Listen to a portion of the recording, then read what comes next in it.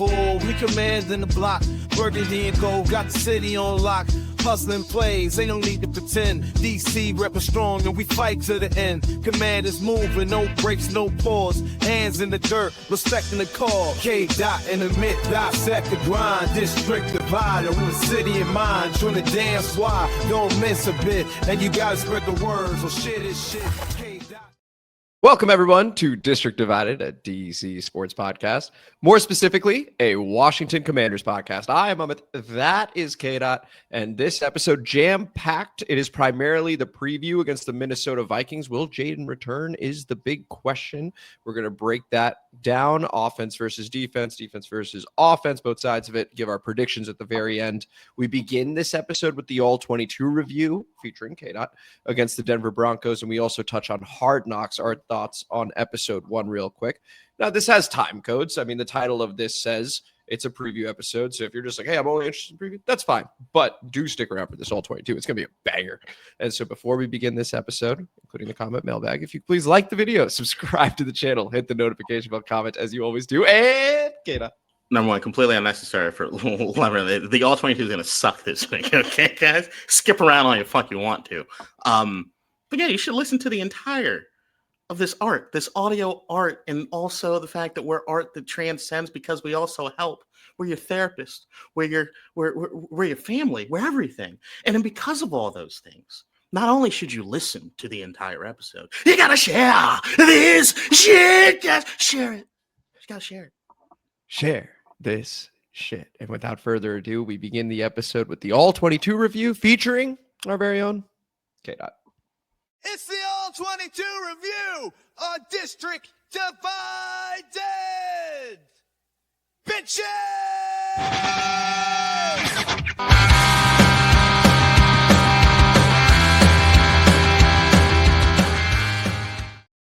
The Commanders lost on Sunday Night Football 27-26 in overtime. Last play of the game, a 2-point conversion that gets it batted down by Nick Bonito. What a game it was, though.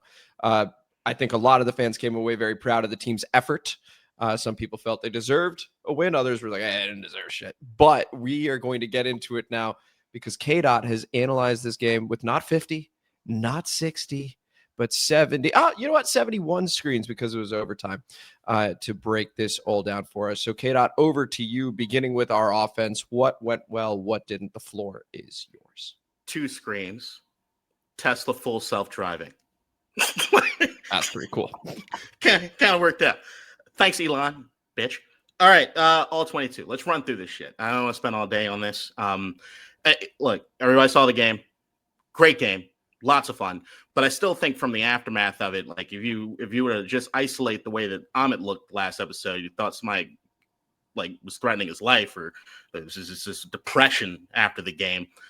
Compared to, I mean, I know I was riding high, and I know we're going to get into Hard Knocks, but they lost, but they are no longer lost. And that's what I see. You know, I see that. Well, if there's one word that I would use to describe this particular game and the way my takeaways come from it are, and this might sound like false hope, but you know I keep it medium, so you got to be able to rely on me for this. Potential. I see potential for the first time in a while. Potential. It's great. All right, let's run through this shit. What was good, what was bad that I saw on the tape, and then what to look for going forward. Sound good? All right, let's run through this shit. Look, I'm going to rapid fire this motherfucker, so if you got any questions or anything, feel free to cut me the fuck off, buddy. All right? All right, what was good? Terry McLaurin, he's back. That is your wide receiver number 1. I don't care what anyone said. You should never, ever doubt it. He was on a fucking snap count, maybe. But beyond that, it was just, he came out there and he fucking dominated. You're talking about Patrick Surtain might be one of the best goddamn cornerback, if not the best goddamn cornerback in the league. Defensive player of the year last season. There you go. It's Chris Collinsworth kept talking about, or whoever, was it Collinsworth? Whoever it was that was kept talking about it in the last game. He straight up beat dude. He just beat him up. Like, as a matter of fact, one of the things that we always talked about Terry McLaurin, especially like during the Taylor Heineke days, things like that, is how he wins those contested catches, right? So, like, there's not a whole lot of separation necessarily that he can still track that ball down and get it. Not the case this time. There's separation. He's getting some room in between him and Surtain. So if anybody's worried about that injury lingering or what have you, it's done. Our boy is back. He's wide receiver. And 51% of snaps, just for the context there, to echo KDot's point. Go ahead. Badass. Matched up 21 times, 16 times in man. Targeted 8 times. 3 cat. Terry a dog. Terry's a dog. Love Terry. Yeah, there was just like I got examples on some of this stuff as far as like if you just want to watch, just go watch Terry's reps and then tell me what it is you think about that. The slant versus Surtain really early on, jabs outside, crosses his face, just beat him just immediately. It just felt like with all the bullshit we've seen at the wide receiver position this year, it was nice. It was nice seeing competent play. It was nice seeing legit competent play. But even beyond that, when we talk about that P word, that potential word, Traylon Burks, man.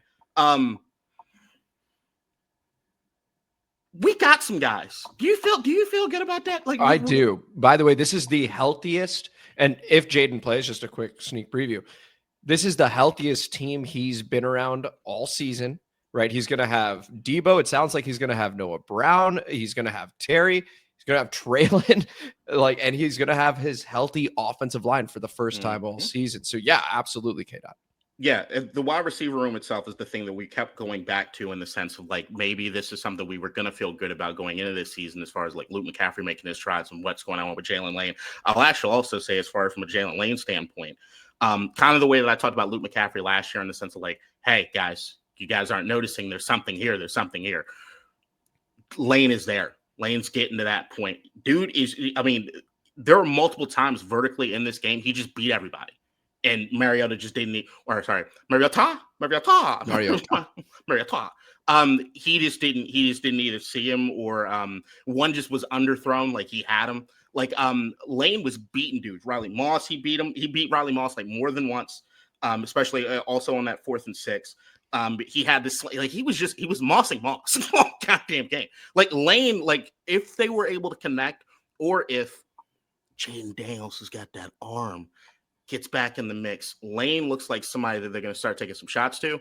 And I also noticed that when things haven't gone his way in this particular game, I don't see the same body language that I saw earlier this season. So maybe he's reached a new point. So I just want to make sure everybody was kind of paying attention to that. So the wide receiver room, with the Burks edition, with Lane kind of taking a stride, with Debo and Terry, you've got a true complement of receivers. While I would love to have Luke McCaffrey there, it's looking good, or at least it looked good against the number 1 goddamn defense in the league, which means something. Next up, as far as things that were good, and actually you asked me who my all-22 MVP is, right? I'm going to give it to the group. It's the offensive line. They crushed this shit in this particular game. This is one of those things where I'm going to look at Adam Peters and I'm going to be like, look, I might give you shit as far as the Marshawn Lattimore stuff, but what it is you did as far as the trenches go, it would not surprise me by next year or 2 years from now, this offensive line is thought of as a top 5, top 3 offensive line in its current incarnation. Like these guys are working their asses off. You can see like they weren't all perfect, right? But when you see like Connerly being out there, and everybody knows he gave up 0 pressures in this, 0 pressures in this game, but it's also like the way they helped him out. John Bates was over there a lot, chipping, helping, doing things to provide that, and then you have no pressures from that side of the field. Laramie Tunsil, they leave him out there on the island. He gave up 2 against Nick Petito.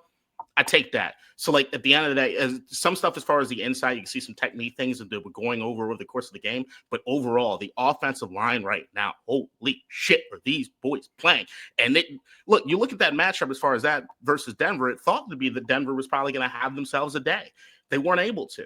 Now, I will give credit as far as another thing I like, which is the thing that we always talk about, which is that quick passing game, that get the ball out, the screens, the things like that. They did an exemplary job in this particular game as far as like bringing that out towards the to counter what it is that Denver was trying to do defensively.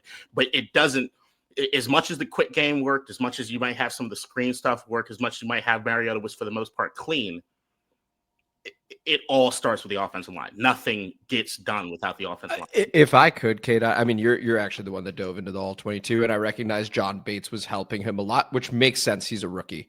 Yeah. But I would just give it to Josh Connerly, that MVP, just to him, because while the whole offensive line played great, for a rookie to go against the team that is number 1 in sacks by a country mile, yeah, and to be able to hold his own is outstanding. In terms of development this year, it sounds like he's been getting better and better. In this game in particular, there were things that they were doing earlier in this season as far as some of the fake outside go in that he was lost in the sauce. I didn't see on tape, at least from what I saw, of something that he was looking at that he didn't understand. That's beautiful. So like it sounds like we've got those bookend. We've got our tackles 10-year at least. starter. That's amazing. Amazing news. Continue. Maybe. I mean, like at the end of the day, we all said a lot about last year, and then That we did. That we did, but promising signs. Yes. Very promising. Sam Cosmi, one pressure. Franklin Myers, like even jumps off side. Like it's Chris Paul against Zach Allen is probably the biggest matchup as far as like them giving back and forth. But like at the end of the day, I loved what I saw from Paul overall. Yeah, and then another thing I really liked was Mariota. I mean, he was winning football. Like outside of the interception, which was bad, and then look, man, I am tired of grounding. Like y'all gotta get this shit. Y'all really gotta stop this shit. It's really annoying. But the aspect of Mariota playing on schedule, to me, this has got to be what Jayden Daniels is studying, man. Like that's the thing. Like I don't want Mariota is playing like a low end, maybe mid-tier starter in this league right now with what it is he's doing with this offense. But everything I'm seeing with Mariota, I'm like, Jayden could do that better. Jayden could do that better. I just want to see it from him. So I'm hoping up there in the booth or down on the sidelines, he's paying attention to the timing and tempo in the decision-making processing speed that Mariota's having. And I am hopeful that they keep the confines of what's happening with this offense in the heavy sets and moving things out of play action and everything, which is the other thing I probably like more than anything else was Cliff being in his bag. This has got to be the base in which the offense runs from, because I do believe that would be the most successful thing for Jayden Daniels. Please do not revert back to some other bullshit. Yeah, totally fair. What was bad? The Mariota stupid mistake, and the leaving explosives on the field. I talk about Lane getting the vertical wins that never get taken advantage of. Like that alone could have probably changed the course of this game. As a matter of fact, if they had connected on Lane every time that he beat somebody, we might win this game by 2 scores, possibly. Which we said was impossible.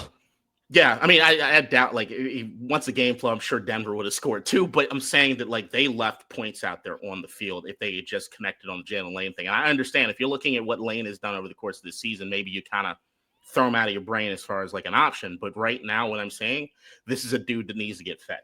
And as far as the future, like, the offensive line, like I said, that foundation is legit. If you're going to go in the next season with Debo, Burks, and Terry, I feel good. I feel good. I feel really good.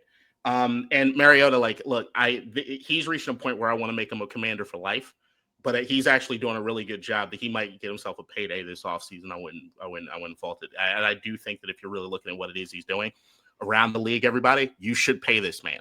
I understand you don't necessarily want to, but if you're one of those teams, like, I think Vegas could use him again. Maybe it'll be better, but I don't know. All right, defensively. This is the best the defense has looked as a group all season long. And I will say this, Dan Quinn's in his motherfucking bag. Okay, he's in his bag. There's a reason why you're hearing this week that he even floated the idea that he might stay DC going into next season, is because you got to see the reason that Dan Quinn gets called, or why he has the reputation of being a defensive-minded coach and being a respected defensive-minded coach. They did a lot of things that we have not been doing earlier on this season. The fact that they've just said basically, fuck man, we're going to zone. And then even with the zone, what we're doing as far as some of the disguises, what we're doing as far as like, it's a lot of the disguise stuff. Like I know that coach was asking who it is, the safety is, drop state. Any one of them can, honestly. Like I've seen all of them kind of switch positions and go back there. Even sometimes where I'm like, I'd rather you be in the line of scrimmage, but I guess it's your turn. Okay, go back. Can I ask a stupid question? And I recognize that it's stupid ahead of time. So Dan has now called a good defense 2 weeks in a row, right? Like, let's say he does it one more time, which is on the board considering who we're playing. We'll get to that, right? Like, could it then, because he and Joe are so tight and it's still on the board that Joe sticks around, could he now go, hey, Joe, you've seen what we want to do. Call it like this. Remember, right? I said that I still thought that Witt ends up being DC next year. Yeah. Like, I don't think it's over. And I do think that there's an angle of, like, once again, I still don't think that Joe Witt was in charge of personnel. I think that's a Dan Quinn thing. I think that comes from the top down when you see when you start talking about some of the young guys playing and why they wait to do this or wait to do that and this, that, and the other. Yeah, Dan's just in his bag, but I also think he's being more risky. Like we've talked about it all season, like, all right, stick to this one thing, you might get beat, but whatever it is, and that bend but don't break. I think that they kept trying to say, like, no, this is not the defense we want to play. We're not bend or break. They're going to get it right. They're going to get it right. And then they didn't get it right. The only thing that I cannot square is the fact that they are, while zone allows some of these guys to play just a little more instinctually. So like when they go to zone, there are some guys that immediately look better. Noah Igbenogany.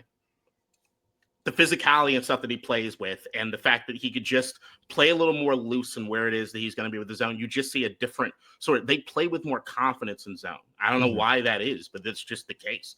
I mean, I guess it's more forgiving, but like the more thing that I'm looking at more than anything else is that I'm surprised by, because the lack of communication that's happened over the course of the season, is how many times they were able to show one thing and then get into something else, disguising wise. Like I saw cover 3 buzz, quarters, cover 6, inverted Tampa 2, drop 8 Tampa 2 variation, cover 3 buzz to the 3 receiver side.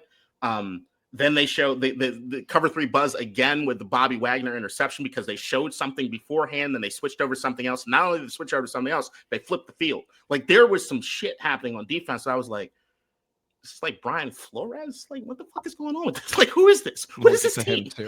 Right. It's like this was some good shit. Like, there was so yeah, I mean, look, Joe Witt, like I part of me thought that there was no way that they could really call something that was going to be so significantly different. We all knew that like they could go more to zone, or they could go more man, like just choose something to go with it. And they have, but it does look like going from last week into this week, the back-to-back playing mostly in zone is allowing these guys to have a little more confidence, and hopefully that continues in that way. It's not where you want the defense to be at the end of the day, but as for right now, when you're spanning these margins and depending on how it is the opponents are, and with what it is that I think the offense is able to do at this particular point in time, it's a good strategy, especially from what it is that we're held down on. Because you can see throughout the entire strategy, another thing is very, very prevalent, which is we don't trust our front four to be able to generate a pass rush, and that's fair. Like, yeah. That's a fair assessment. So like, totally, what they're doing is kind of like, I felt like majority of this season it was more of like, we're gonna make this work. We're gonna make this work, guys. We're not gonna give up on it. And now it's like, motherfuckers, just throw the kitchen sink this shit. Like, we're gonna be realistic about what it is we have, and we're gonna play to what it is we have, and that's what they're doing. And it's allowing these guys to play with a lot more energy. And that was probably the biggest thing that I saw was the energy. We talked about Frankie Louvu in the post game. Like, that boy was flying all over the fucking place. Like, these guys are just playing with an intensity level that we haven't seen up until this point this year, which goes into like, we'll talk about the Hard Knocks thing, but it does feel as though when you hear what Dan Quinn said in that Hard Knocks thing, the thing that everybody's pretty much getting tattooed on their forehead going for it, because goddamn, I want to run through a wall. You can see, I do think that's true. They were lost, and now they found something to hold on to, especially from a defensive standpoint. I think offensively and defensively. We talk about offensively as far as that heavy set and running things out of that heavy set, as far as the play action and stuff that we've been begging for. Even the tight end screens, while they're not doing the tight end screens, the tight ends that I want them to do it to, they are at least introducing those things. And you saw the kind of game that Zach Ertz is at. How long have I been asking them to do a tight end screen? Pretty often. And what does Zach Ertz do? like that's so there's an element of like there's the base set, and I've been begging them to start. Like, I think I said in like week 2, where it was like, yo, they did some things out of heavy set. We need play action out of it. If they can introduce play action, we got something. There's something there. They have an identity there. They have an identity on defense. What I need them to do is to understand that this is the base point that we're launching off of, not necessarily that, all right, well, this worked for now. Now that Jayden's back and everybody's kind of getting healthy, fuck it. Let's go back to what it is we were doing. There's a lot good in this tape. It is the best I've felt about this team this entire season watching the tape, easily. It's just when you see it, it's like, all right, well, what happens when some other guys start coming back and they start slotting some guys in more than anybody, Jayden? And it's like everything that I saw great, not necessarily things I've seen in the past have been great as far as this team goes. But overall, anybody that wants to have a good time just watching this team, I mean, we know the outcome's not great, but if you just want to see good football from this team, go ahead and watch yourself the All-22 or go rewatch this game. It's well worth it. Excellently done, KDot. Final thoughts? I feel like you already summed it up before we move on to Hard Knocks. Yeah, man. As far as like just I'm going to tell you right, the offensive line, it's something. And if anybody right now is still going for the Adam Peters' head as far as this, that, and the other, I'll tell you right now, he did accomplish something with that offensive line. You need to give him the credit. And the trenches are what matters more than anything. And we don't know for sure what's happening on the defensive side because of the injuries, right? So you can't really give it a fair assessment. But that offensive line, the motherfucker did it. All right. And that was the All-22 review featuring our very own KDot. It's the All-22 review on District Divided. Bitches!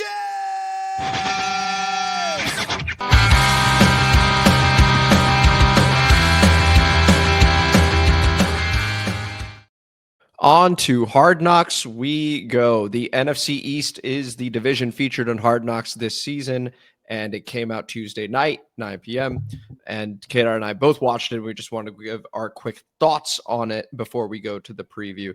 This was honestly a lot more entertaining than I thought it would be, Kedar. I remember being full on depressed, being like, oh boy, like what are they about to show?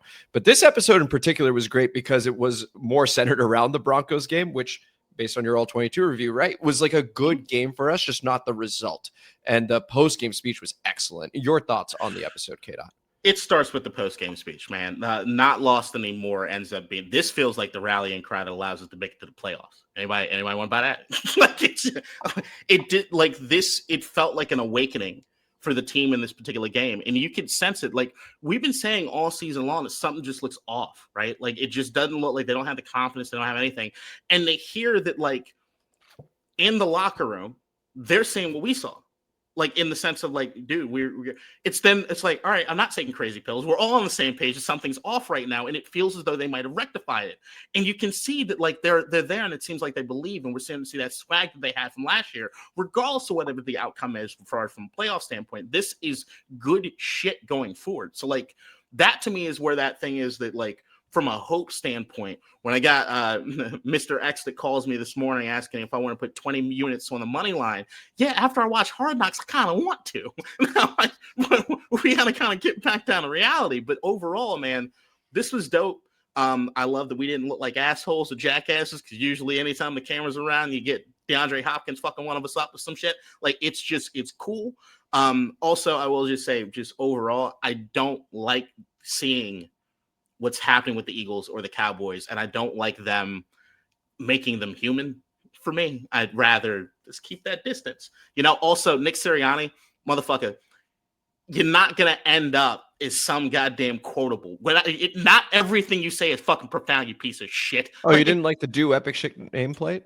That motherfucker just every time, just singling the camera. I've got some shit that Dom told me that I'm going to tell you. I'm telling you. And they haven't touched on Dom yet. You wait. Hard Knocks is going to unveil the truth.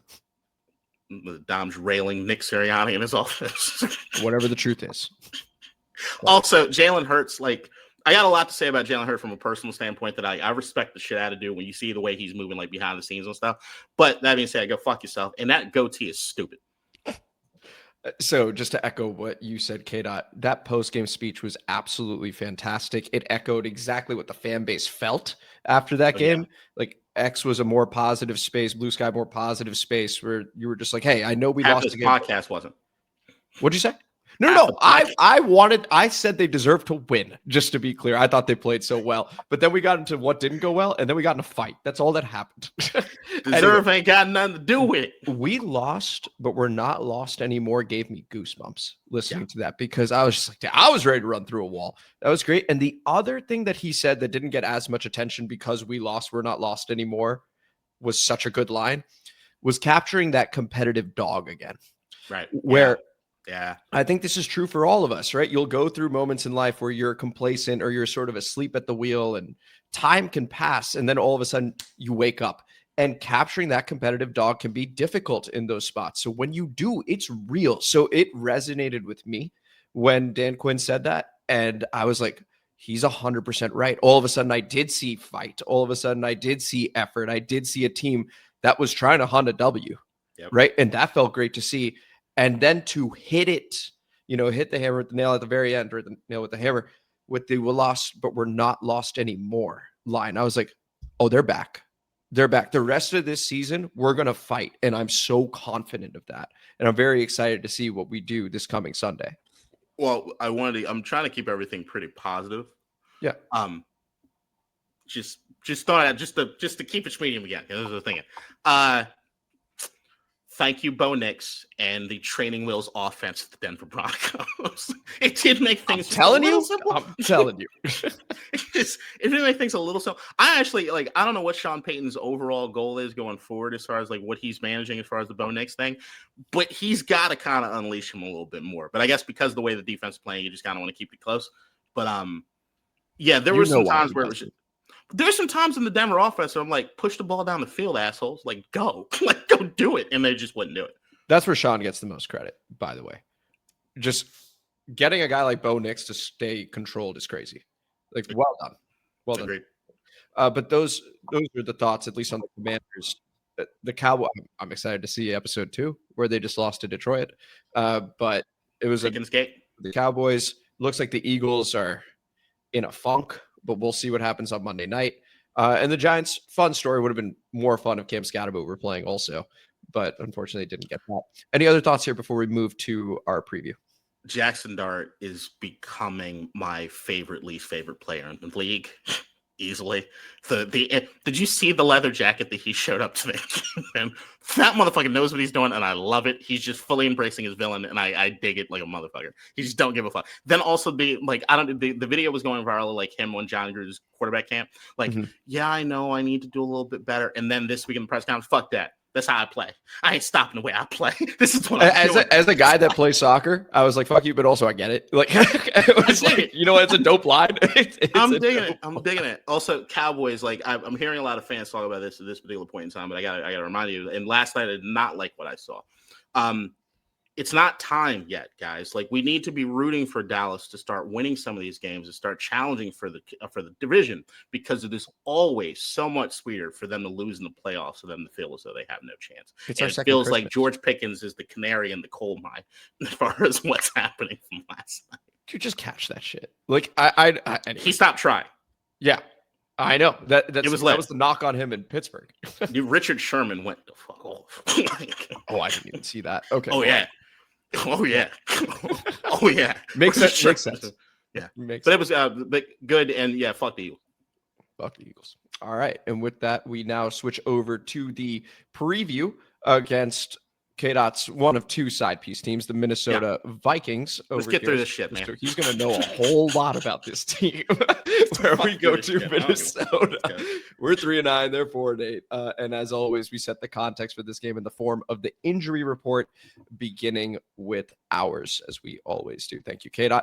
You can see that Drake Jackson not practicing, so not going to play. Who the fuck is Drake Jackson? On cue.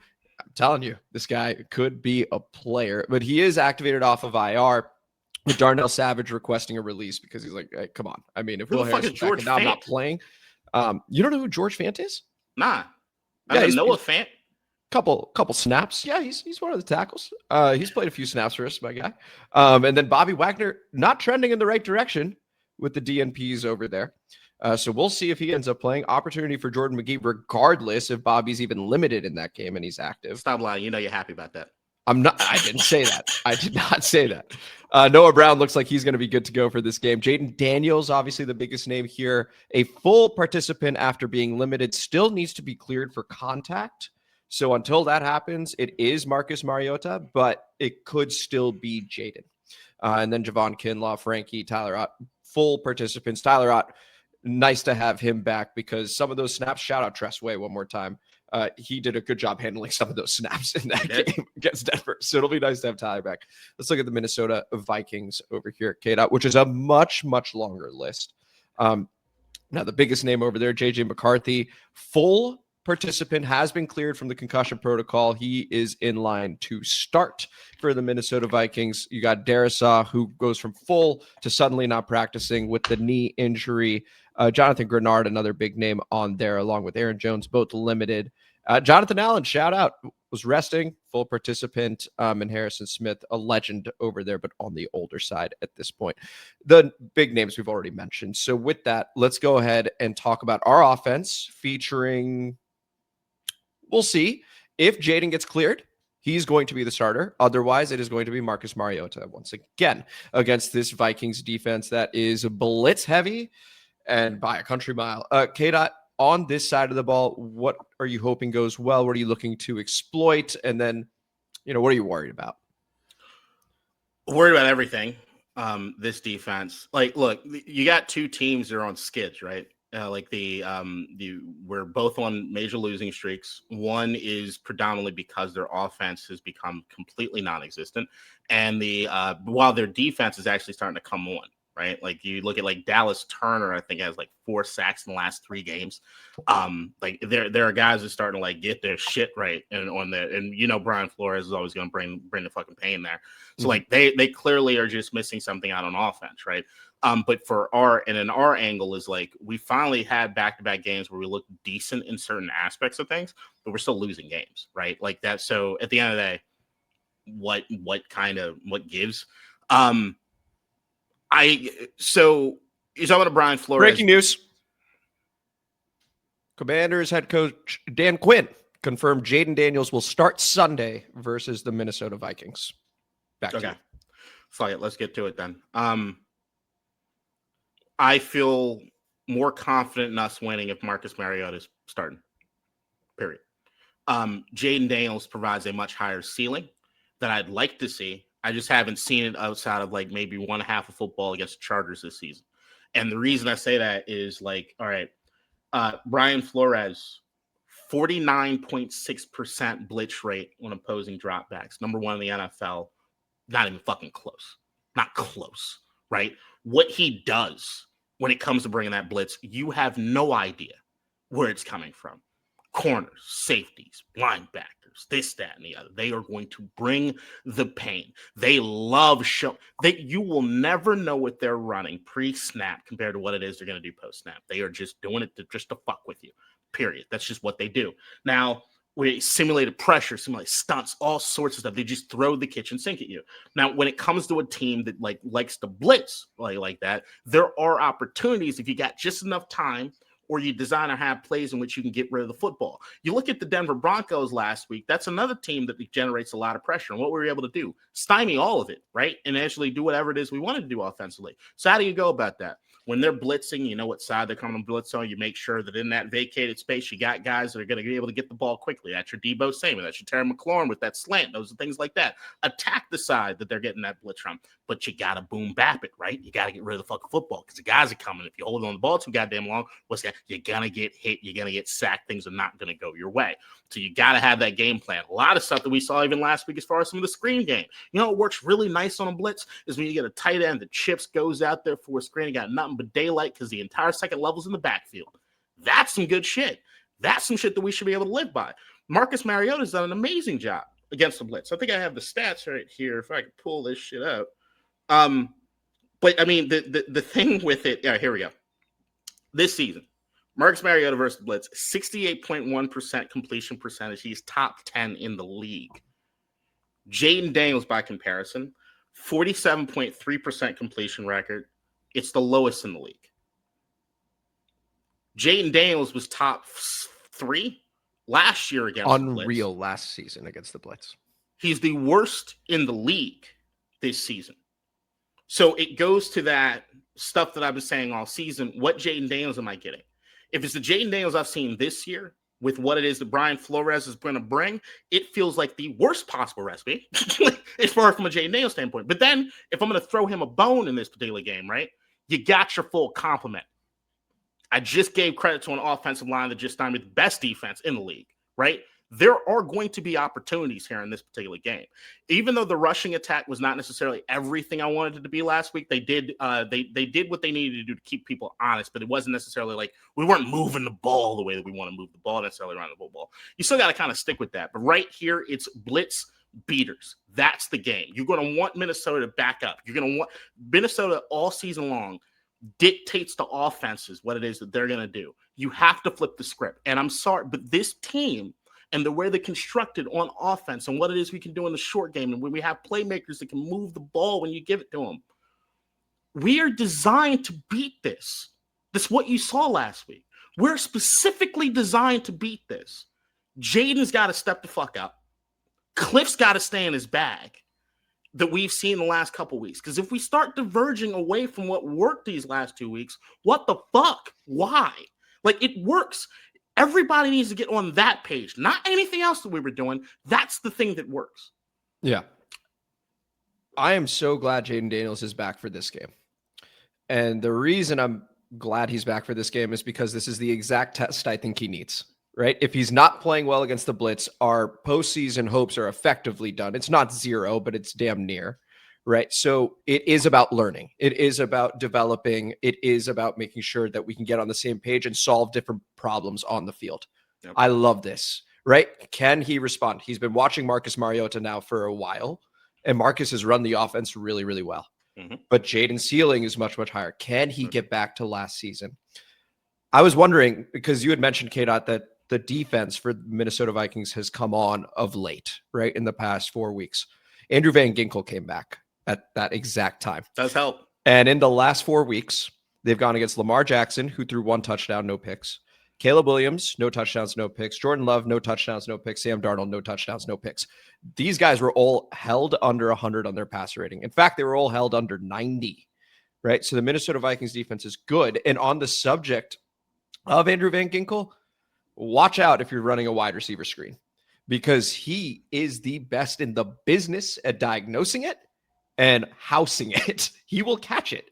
So you have to be aware of where Van Ginkel is on the field. That is someone I'm looking out for. KDot had mentioned Dallas Turner being hot in terms of his sack numbers recently, 4 in the last 3, as what you had said. Yeah. And so you got to look out for these guys. And it's also difficult to run the ball on these guys.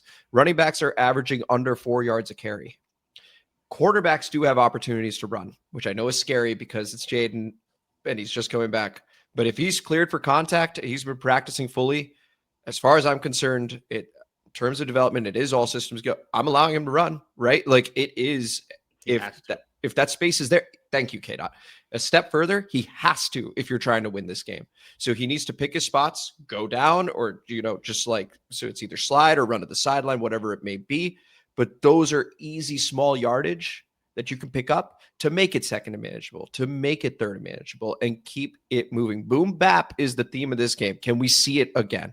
Can we see last year's Jayden? I'm very excited now for this game, knowing that QB1 is back. Not from the like, oh my goodness, he's back, I absolutely love him, and now the world is saved. From a, what has he learned in the past few weeks? Like, is he going to return to form, or is he still holding on to the ball too long like he has been this season? So I'm very excited for this. Doesn't mean Chris Rodriguez should not get some run, though. He's been running very, very well. And same thing with Jeremy McNichols, who was named a captain for this game. And so that's an opportunity out of the backfield as a blitz beater. And once again, I can't believe it. Tight ends, you can do it against Minnesota as well. Will it be Ben Sinnott? The answer is no, but I still hope so. Go ahead, KDot. Actually, I mean, this might be just me drinking the Kool-Aid. I am also putting money on Ben Sinnott this week. Okay, I did last week, just to be clear, a couple bucks. I was like, maybe. I'm gonna put something significant on Ben Sinnott. I can't imagine. Once again, I do think that we're getting to a point of malpractice where you could see what Zach Ertz did and not think, hey, maybe we should try Ben Sinnott doing that. I cannot fathom that they go through an entire week and that's not the takeaway. But maybe I just don't know. And Ben Sinnott's just like a serial killer behind the scenes. This is the Jeremy McNichols game, in my opinion. If we're gonna have because it's a combination of the blitz. It's the blitz is the game in this particular game. We know what they're going to do, unless Flores every once in a while just throw over, but he can't help himself. So even if he starts the game not blitzing, he's just gonna get to the blitz eventually. Just know it's coming. You got to have the blitz beaters. But even when it comes to that blitz aspect, there's another thing that you're going to have some opportunities if you can pick up and if you can know and diagnose and have guys protect, there's going to be some deep shots available in this game.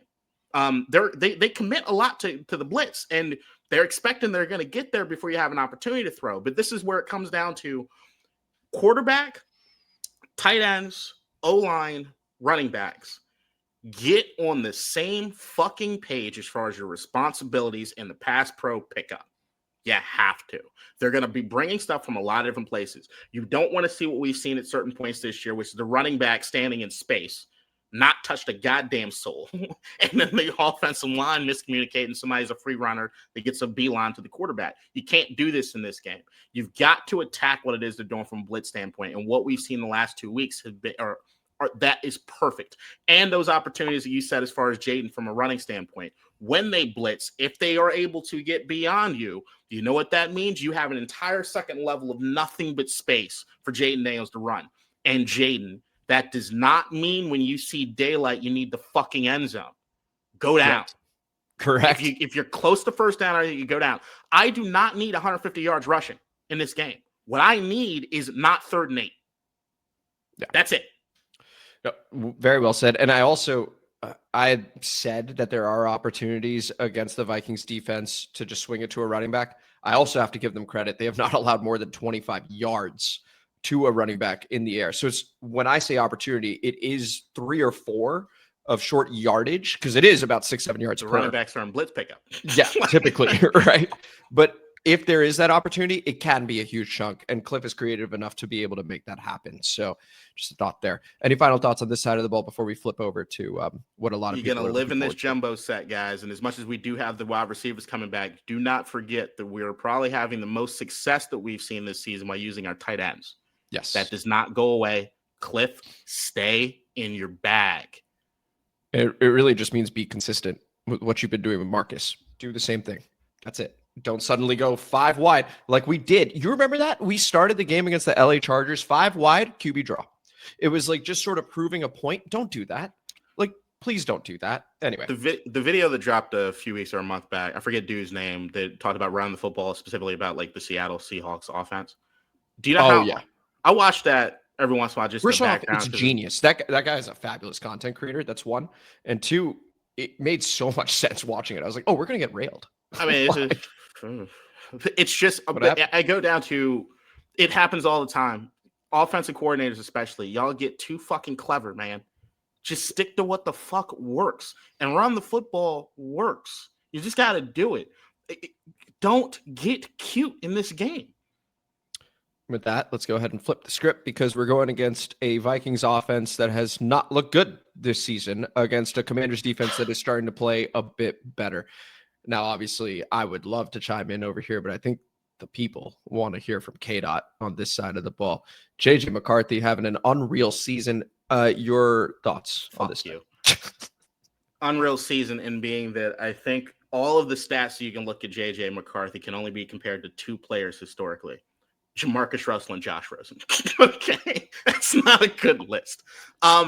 That being said, like I could wax philosophic about what's going, or what I would diagnose as the issues with the Minnesota Vikings, because I do think that there's some issues, and I actually am looking at the quarterback whisperer himself in KOC, and I don't like the offense that you're running as far from a JJ McCarthy standpoint. It's not the same thing that you can run with Sam Darnold, and the reason is, and this is what you're going to see in this game, there are going to be guys that are going to want to dunk on me as far as JJ McCarthy.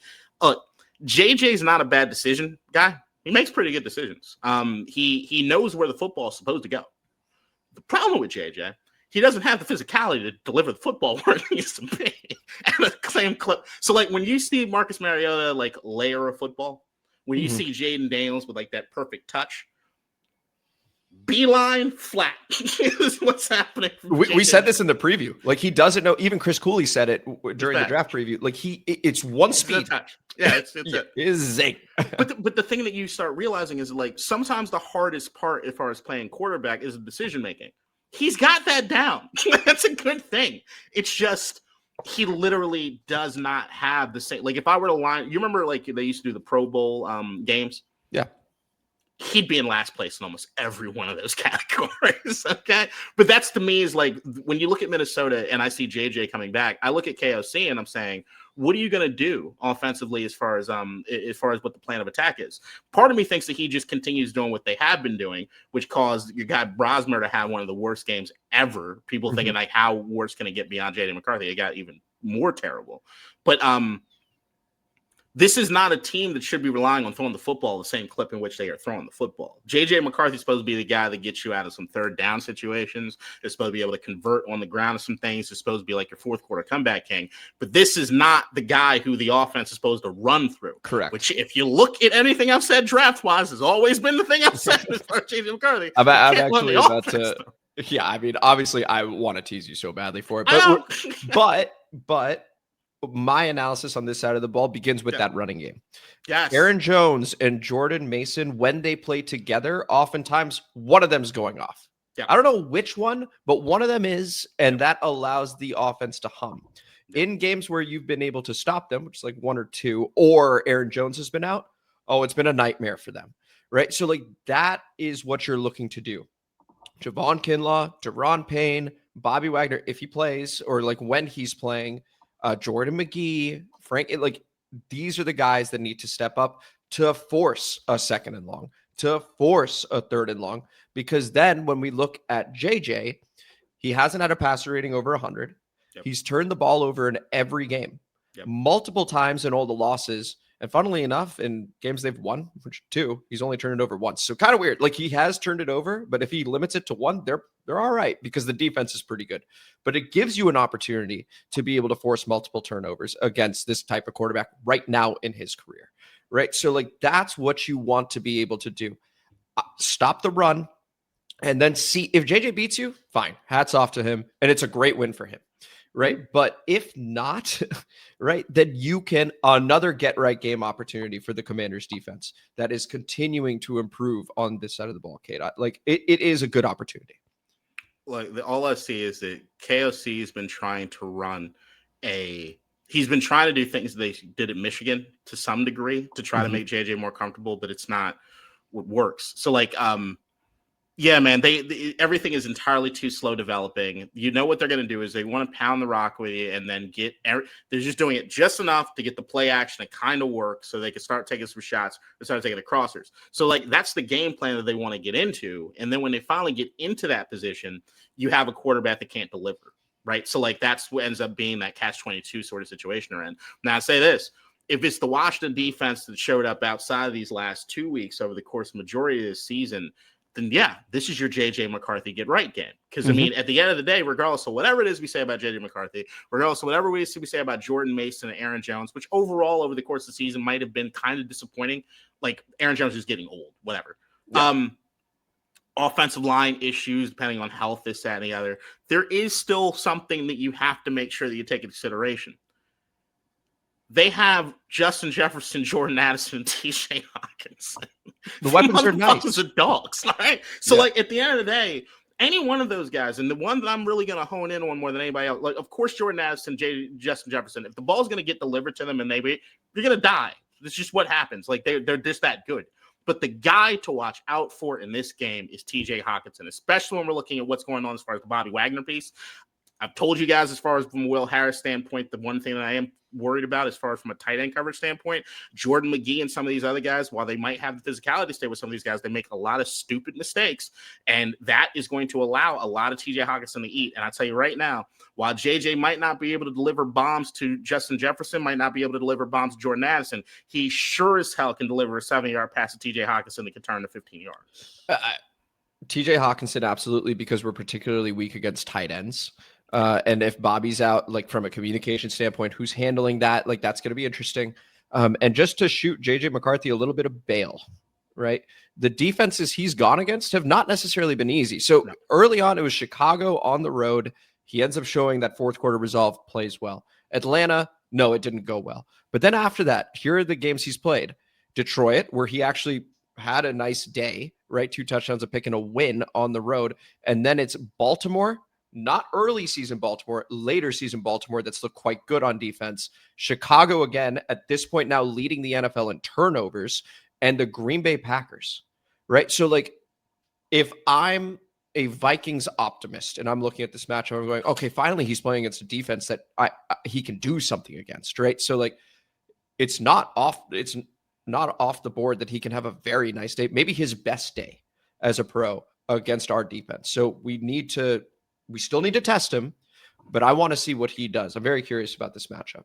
I'm keeping it really close because you guys know the way I feel about JJ, but I'm going to shut the fuck up because I don't feel like getting dunked on this week. So, like, at the end of the day, yeah, but I'll tell you right, like I said, if Washington's defense just showed up at other points this season, want to show up in this particular game, the weapons they have are entirely too good not to eat and not to have success.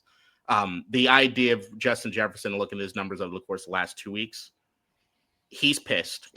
He's looking. These guys are pissed. He should be. It's okay. He's allowed to. I get it. Yeah. And actually, some people were giving him shit. I actually like the way that JJ handled that. I actually think he's handling it pretty fucking well. Yeah. Yeah, man, they're looking to get right. And this defense, if they're not going to do what they've been doing the last 2 weeks, and look, last 2 weeks they were still lost. So we still got to take that into consideration. Like at the end of the day, you got to play lights out. You got to play dominant. You got to make sure that you're forcing JJ McCarthy to beat you down the field. Because right now it's been shown that the running backs don't cover the blitzes properly, that he's going to hold on the football too goddamn long. Basically, all the criticisms I have for Jayden Daniels without the athletic ability is what I have for JJ McCarthy. And that's not a place you want to be. Because but anyway, let's get to the predictions because we're running up against a hard stop here. So as you can see, Commanders 3-9 on the road against the 4-8 Minnesota Vikings, but favored on the road 1.5 points. And the over-under is 43.5. KDot from you. I need a score, I need a winner, and I need a player of the game. I think this was an ugly one. I'm going to believe that the Washington has turned a corner. Doesn't mean that we're world beaters because we're not, but it does mean that we turned a corner. And I do think that there is going to be some struggles from Jayden as far as the blitz. Maybe he starts coming on near the end of the game. So I'm going to keep this a fairly low scoring affair. 20-16 Commanders. You picked the same thing. 20-17. Oh, there it goes. 2016 Commanders. Player of the game. I'm going to say it's McNichols. Okay. So I'm picking Washington. I got 20-17. No, that's funny. So once you said 2016, I was like, oh, of course. And I will go, let's see. So player of the game, I was actually struggling with. I agree that Jayden's going to show a little bit of rust. I think Terry's second game back and Jayden finally having Terry in a spot where he gets an opportunity to throw to him. I'm going to say it's Terry McLaurin. I think he has a really nice day, and we feel like, oh, it's nice to have that connection back. So I got Terry McLaurin as my player of the game. I tell you right now, while I am putting money on a Ben Simmons touchdown, as I'm going to do every week going forward, I'm also putting money on exactly what you said. I see it right now. I can vision it right now. I'm taking Terry McLaurin for a longer than 30-yard reception and a tutty, because what I see is Jayden getting blown the fuck up. Throwing the ball just deep. Cincinnati all over again. That's what I'm saying. So, like, I see that completely because there's going to be room for that. And if you got a guy that can track that goddamn football and you got a guy that can deliver that football without looking and just saying, fuck it, throw it down and he's on the deep, you're going to have some opportunities in this game. And with that, we go to the comment mailbag featuring an intro from our very own Nikki. Comment mailbag time, motherfuckers. District divided, ain't got time for no suckers. Spread the word, get in line. OGs and new G's, it's your time. And spread the gospel, cause this shit is divine. Yeah. Right, thank you as always for that intro, Nikki. Beginning with Earl Bruce. Shout out Earl Bruce. OG there. Minnesota is looking like food to me. Their quarterback play is awful. Washington 24, Minnesota 17. So Earl's also got that 17, 16, just like us. We're all hovering in the teens over there. He's got Washington 24. KDot, your reaction to that prediction? Yeah, I mean, if you look at the way that they've acted the last couple of weeks, they should be food. But I also look at this Washington defense and say, outside of these last 2 weeks, we've been food. So, yeah. No, it's an exciting random game where both teams have had horrible seasons. To me, it's like this could be one of the best games we've seen all year, or an absolute fucking shit show. What if it's 41-38? It's just, I think there's a distinct possibility. It's that's the beautiful thing about this game. Can be unpredictable. A couple quick ones here. Spencer Brudig, former co-host of the show. Shout out to these handsome men. That's one. And B. Wheeler, shout out to both of you for providing content and a venting platform. KDot, your reaction to the two comments. You're very welcome. And that's why all we ask is if you enjoy the show, if you appreciate what it is we do, that you spread the goddamn word. We got some stuff coming. Gets it more exciting. So we got to make sure that we're going to tell you guys where we're at, what's going on, and how it is you can support us, because we need it. We want to continue doing this, and I think we can only get better from here. We can only get better from here. I also want to shout out Spencer in particular, new Papa. We shouted out. Yep, we shouted out James the other day. So we shouted out Spencer as well. I know. Congratulations, Spencer and Serena on the newborn over there. B. Wheeler also goes, the adjustments we've made over the last two games ignited something more. Would have loved to see them applied 4+ games ago, which begs the question, KDot, should Dan Quinn have taken over play calling sooner? No. Okay. So you think that the timing was fine? It's not that the timing was fine. Look, it's still at the end of the day, I think that he had to do something kind of satiate or just light a spark. I still think that there's from what it is that I'm gleaning from the way the organization itself runs, I just think that there should have been, Joe Witt should have been making more changes. Why those changes didn't come, I think it might be a hierarchy thing. But regardless, of course, Dan Quinn's in his bag, and there are a few guys who can call games like Dan Quinn when he's in his bag. And I think he's feeling himself just a bit. But the thing that I still can't get through is I get that they're playing with a little more confidence in the zone, but the physicality and everything else that they're playing with just feels kind of night and day. And I don't know what that part of it is exactly. Might just be, once again, that they were lost. I don't know. I like the idea that they allow their coaches some flexibility or some latitude. You're talking about a team that was in the NFC Championship game last year, and then midway or before the midway point of this season, you want to get rid of the defense coordinator. I think you should have a little more loyalty than that. Mm-hmm. We go to Rennell Winchester, shout out. I think Mariota gets into a panic mode sometimes, and this is what keeps him from being a starter. When he does, he throws the ball poorly or runs into a hard line. If he could hold his calm, we win more games. I also wish he would learn the rules of throwing intentional grounding, as refs are calling these more, and they are big penalties. I noticed the Broncos were so confident in the defense, they do not go for it on fourth downs. On the positive, we are at the 6th pick in the draft. Win or lose, there are positives. Regardless, HTTC. KDot, your reaction. Yeah, of course. Once again, I'm not rooting for draft position, but I'm not going to complain if we're up there high, especially after this fucking season and the injuries themselves being the case. Yeah, I mean, I got a lot of thoughts, but it's I'm talk about mostly over the course of this episode, I think. Yeah, I mean, obviously, so when we said what didn't go well, the Mariota interception, I think we all universally agree as a fan base. Like, intentional grounding, throwing that ball, the intentional grounding, same thing. It's back over to Jayden now at this point. But Mariota has played well. And to KDot's point, maybe someone goes, hey, this could be our bridge guy when we draft somebody. It's on the board. So we'll see what happens over there. Go ahead. It's a hero ball thing, and it's across the league, man. It's why Buffalo's struggling right now, because they don't just give the ball to James Cook. It's Patrick Mahomes trying to do too goddamn much. He's the only one that can really play out there on the edge as far from a hero ball standpoint and have it sustained for any period of time. Nobody else has the capability of doing that right now in the league. Everybody is either going to get hurt or you're just not going to have success the way you need to offensively. I think Buffalo also got some wide receiver issues, but regardless, whatever. And it's the same issue that happens here as far as Mariota. Mariota plays within the system 90% of the time, and it looks good when he does that. That 10% of the time where he needs something extra or he thinks he has to be a hero, there are limitations in his abilities, and his decision-making gets thrown off. For Jayden Daniels, it's the opposite in the sense that 90% of the time right now, he wants to play fucking hero ball, and he needs to play within the confines of the system. Like, that's where we're at. Everybody wants to be everything.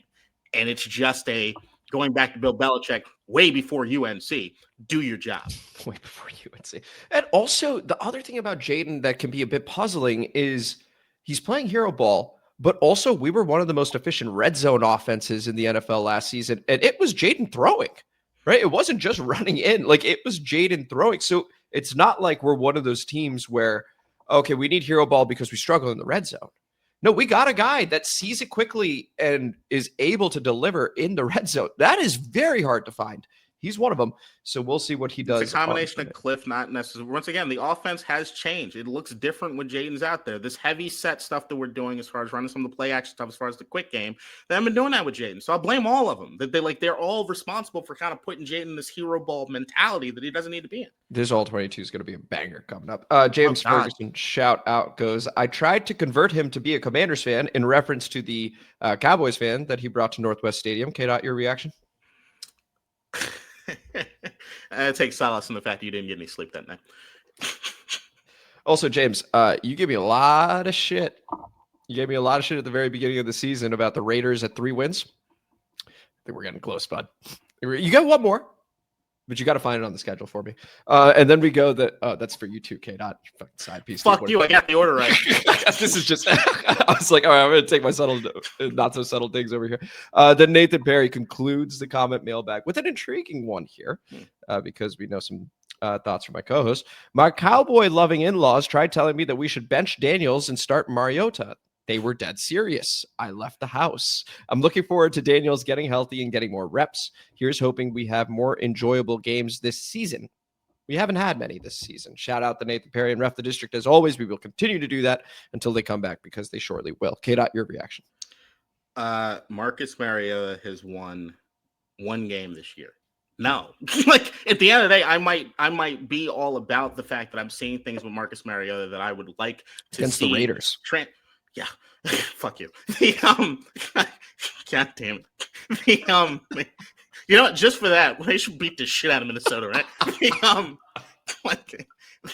The aspect of like there are certain things that I'm seeing in Marcus Mariota where I'm saying If he does this and play within the confines of the system in which we are running, we have a more success rate as far as winning. The problem is we haven't been winning any of these fucking games, and it makes no sense because no one thinks Mariota's the future here as far from a Super Bowl standpoint. So the entire point is that it serves no purpose whatsoever. Which makes me so angry about the stupid motherfuckers that keep saying bench Jayden for the rest of the year. Who does it benefit to have Mariota play the rest of this year? Who does that benefit? And again, to just repeat what I said earlier, I'm so excited for Jayden to get this type of game.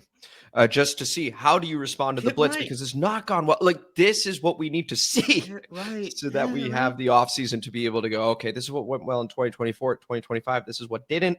Here's how we want to improve and attack 2026. On that subject, real quick, KDot, before we wrap up over here, because the common mailbag was quick, Isaiah Likely has been a name now floated around because Mark Andrews signed a 3-year, $39 million extension with the Baltimore Ravens, which came as a surprise to a lot of people, right? A lot of people thought Isaiah Likely, 25 years old, nice receiving threat.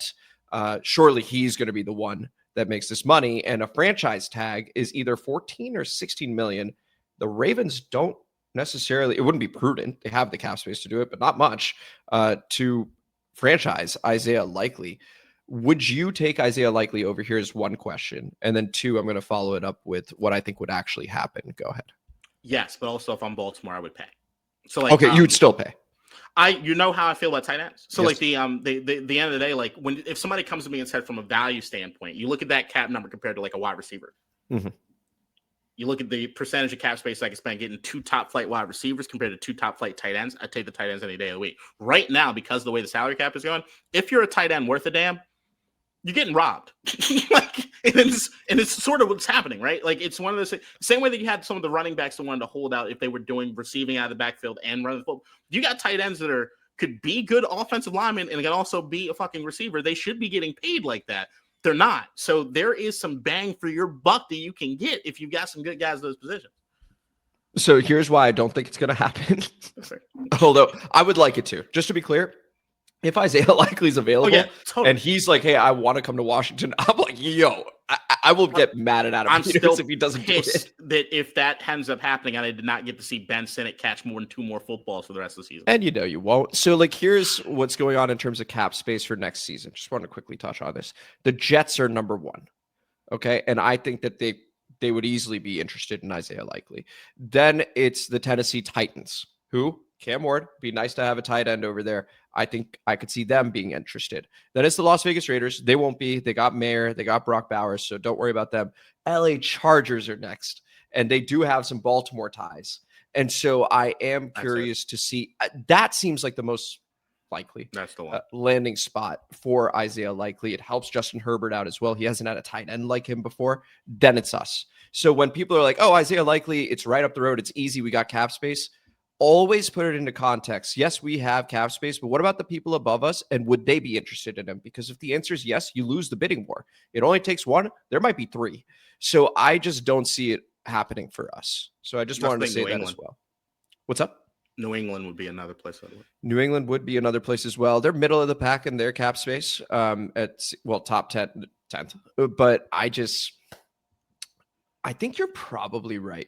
And I think it's going to end up being surprising to folks, but they may well franchise tag Isaiah Likely and be like, hey, we still got a squad and let's go ahead and run it for this coming year. Sort of an all-in type season. Which wide receivers do they have on that team that you're just slam dunk? I'm good with them.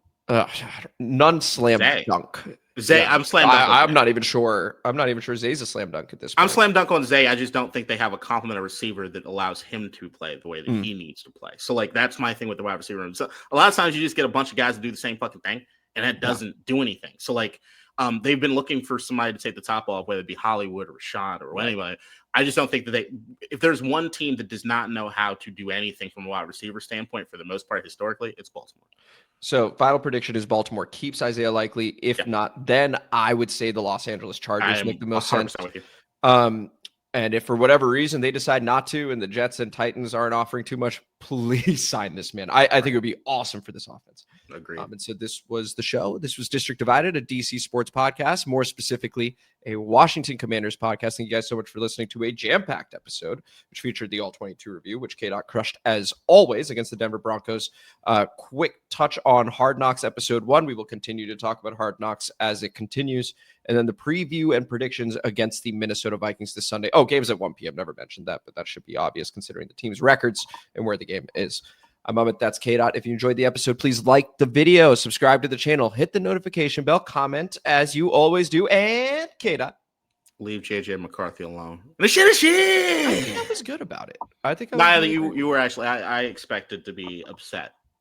Which is why we might be like hold on. We have the hard stop not only for me to prep for this meeting, but also to get my mind right after what I thought I was going to be pissed off about what happened in this. Well, once you told me about the meeting, I was like, "You piece of shit." I'll be all right. I'll let you. But don't get it twisted. I might be in the comment mailbag depending on how this game goes. Also, the city of Pittsburgh.